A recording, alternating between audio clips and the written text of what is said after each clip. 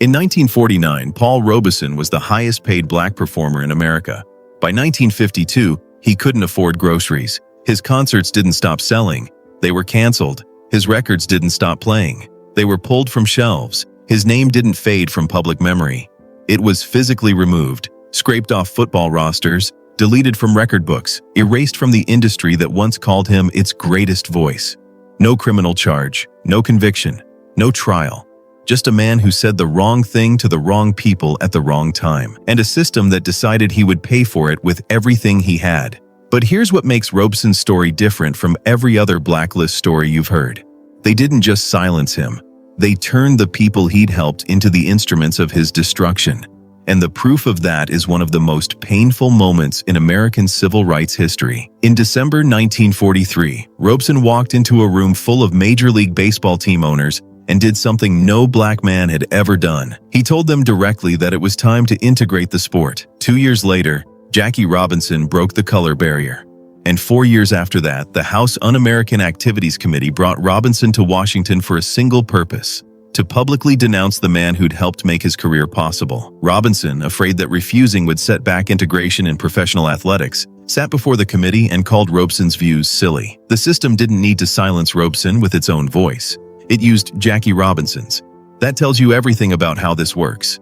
Not with brute force, with choreography. To understand why they needed to destroy Paul Robeson, you first need to understand what he was. Because what they dismantled wasn't just a career. It was something that shouldn't have been possible in 1920s America. His father, William Drew Robeson, was born enslaved on a plantation in North Carolina. At 15, he escaped north through the Underground Railroad, served as a laborer in the Union Army, put himself through Lincoln University, became a Presbyterian minister who pastored a church in Princeton, New Jersey for 20 years, until white congregants pressured the denomination to remove him for speaking too plainly about injustice.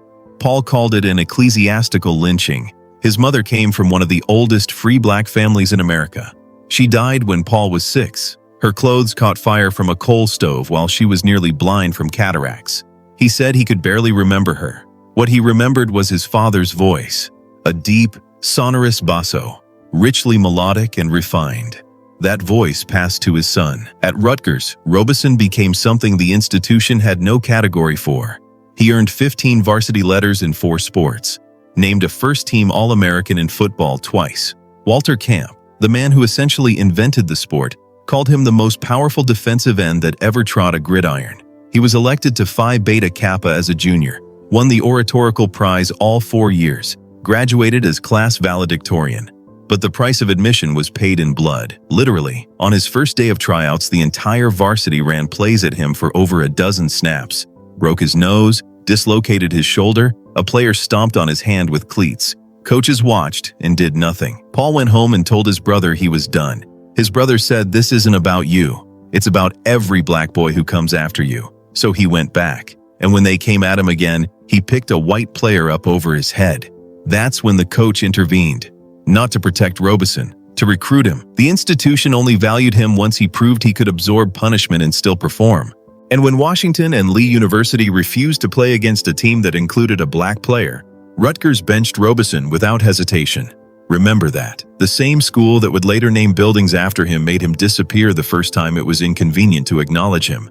He went to Columbia Law School, passed the bar, joined a firm. A secretary refused to take dictation from him. The firm told him he'd likely never try a case because white clients and judges wouldn't tolerate a black attorney. He left the law entirely.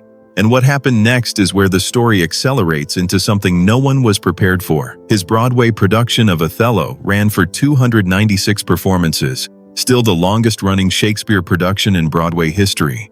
He gave what's considered the first all-spirituals concert recital, prompting 16 curtain calls. Jerome Kern heard his speaking voice and built the melody of Old Man River around it. By 1940, he was named America's #1 entertainer. He spoke more than 25 languages. He filled Carnegie Hall. He filled the Royal Albert Hall. He was, by almost any measure, the most talented American of his generation. And then Hollywood told him what it tells every black performer who reaches that height. You can be extraordinary, but you play the role we give you. The breaking point was a 1935 film called Sanders of the River. Robeson took the role because the director promised a dignified portrayal of African culture. But the producer re-edited the film into a celebration of British colonialism without Robeson's consent. He tried to buy every print to keep it from being shown. He failed. He called it the only film of his that could screen in fascist Italy or Germany, because it showed black people exactly as fascist states preferred. 7 years later, after another demeaning role in a Hollywood picture, he held a press conference and announced he was done with film forever. He joined the protesters picketing outside the theater showing his own movie. The gap between his ability and what the system would let him do had become unbearable. And in that gap, something far more dangerous to the establishment began to grow. Here's where most people lose the thread of Robeson's story. They think he became political because he read Marx or joined a party. That's not what happened. What happened was geography. Living in London through the 1930s, he walked into rooms where the future was being built. Not cocktail parties, strategy sessions. He sat with men who would go home and lead entire nations to independence. Kenyatta in Kenya, Nkrumah in Ghana, Nehru in India. For the first time, he was surrounded by people who weren't asking for permission. They were planning to take their countries back.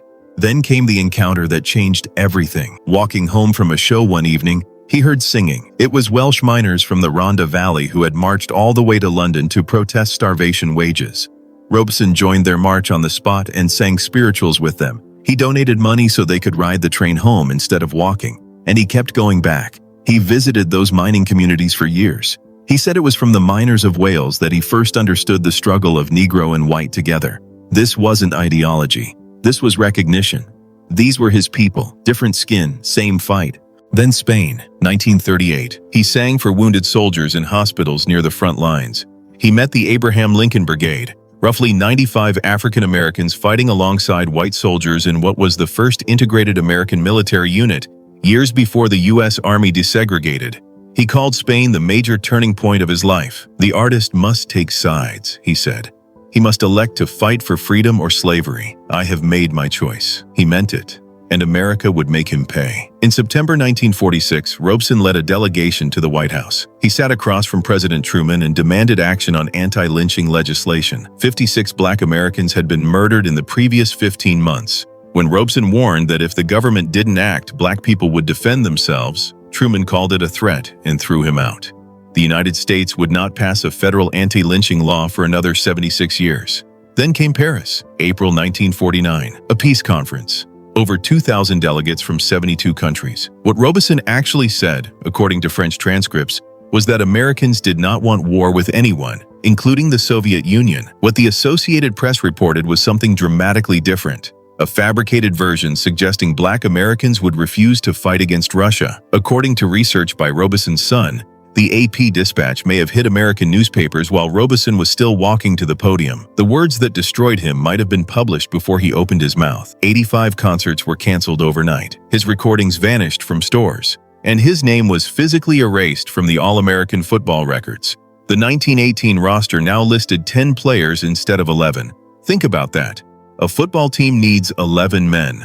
The record keepers chose an impossible number rather than acknowledge a black man had existed. His income fell from $150,000 a year to less than $3,000, and they weren't done. In August 1949, Robeson was scheduled to perform at a benefit concert in Peekskill, New York. He'd done it before. Same area, same kind of event, several summers in a row. But this time, a mob showed up first.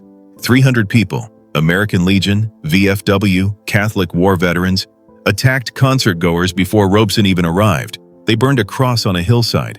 They lynched him in effigy. They chanted "Lynch Robeson" and "We're Hitler's boys." 6 police officers were assigned. The state police sent undercover agents to monitor the concert-goers, not the mob. When Robeson said he'd go back, left-wing unions organized 2,500 workers to form a human wall around the concert grounds. 20,000 people showed up. Robeson sang, but as the audience drove home, mobs pelted their cars with rocks for miles. A decorated World War I combat pilot named Eugene Bullard, the first African-American to fly in combat, holder of the Croix de Guerre, was beaten to the ground by state troopers. Over 150 people were injured. Not a single rioter was arrested. The State Department revoked his passport in 1950. They told him directly, his criticism of how America treated black people should not be aired in foreign countries. For 8 years, the most internationally recognized American alive was trapped inside a country that refused to let him work. Every concert hall shut its doors. Every network, every studio, every recording company. When MGM remade Showboat in 1951, they didn't even consider him for the role written for his voice. When he published his memoir in 1958, the New York Times wouldn't list it among new books. Only union halls and black churches would still have him. The man Collier's had called America's greatest entertainer was performing in basements. Then came the hearing, June 12, 1956. HUAC expected a broken man. They got something else entirely. When they asked if he was a communist, he answered with a question. What do you mean by that? Do you mean a party of people who have sacrificed for my people and for all Americans and workers that they can live in dignity? When a congressman said he couldn't hear Robeson invoke the Fifth Amendment, Robeson replied, I invoked the Fifth Amendment very loudly. You know I am an actor, and I have medals for diction. When they asked why he didn't just move to Russia, he delivered the line that cuts through everything. Because my father was a slave, and my people died to build this country, and I am going to stay here and have a part of it just like you, and no fascist-minded people will drive me from it. Is that clear? The chairman's response told you everything. He said, we are trying to make it easier to get rid of your kind, too. Robeson's last words to the committee are still quoted in congressional studies. You are the un-Americans, and you ought to be ashamed of yourselves. The chairman slammed the hearing shut. He said he'd endured all he could, but the system had already won what mattered. In 1961, Robeson suffered a severe breakdown in Moscow. Paranoia, depression, a suicide attempt reported publicly as a heart attack. He was admitted to a London hospital and subjected to 54 sessions of electroshock therapy over nearly 2 years. With no psychotherapy. His son spent decades investigating whether intelligence agencies had drugged him. No declassified document has confirmed it. What is confirmed is that 20 years of surveillance, career destruction, and the weight of what he'd witnessed behind closed doors in the Soviet Union, including the imprisonment and execution of a close friend, the Yiddish poet Itzik Pfeffer, had done damage that no amount of treatment could reverse. After his wife Eslanda died in 1965, Robeson moved to Philadelphia to live with his sister. He spent his last decade at 4951 Walnut Street in quiet seclusion. A pianist visited several times a week to play his old favorites. On good days, he sat on the porch and waved to neighbors who had no idea who he was. For his 75th birthday, his son and Harry Belafonte organized a gala at Carnegie Hall. Too ill to attend, Robeson recorded a message. He said, I want you to know that I am the same Paul. He died on January 23, 1976. 5,000 people came to his funeral. The rehabilitation came in pieces. A posthumous Grammy, a College Football Hall of Fame induction 50 years too late, a postage stamp. And in 2024, 75 years after his recordings were pulled from stores, Sony Classical finally released the complete collection. 3 generations passed before America allowed his voice back on the shelf. But go back to Jackie Robinson, because that's where the real verdict lives. In 1972, Robinson wrote that he would reject the invitation if it came again. He said he'd grown wiser and closer to the painful truths about America's destructiveness. And then he wrote, I have increased respect for Paul Robeson, who over the span of 20 years sacrificed himself, his career, and the wealth and comfort he once enjoyed because he was sincerely trying to help his people. The man the system used as a weapon eventually named what had been done to both of them. Paul Robeson's father escaped slavery. His son spent a lifetime defending his name. And in between, a voice too powerful to be answered was met with the only response power has left when it runs out of arguments.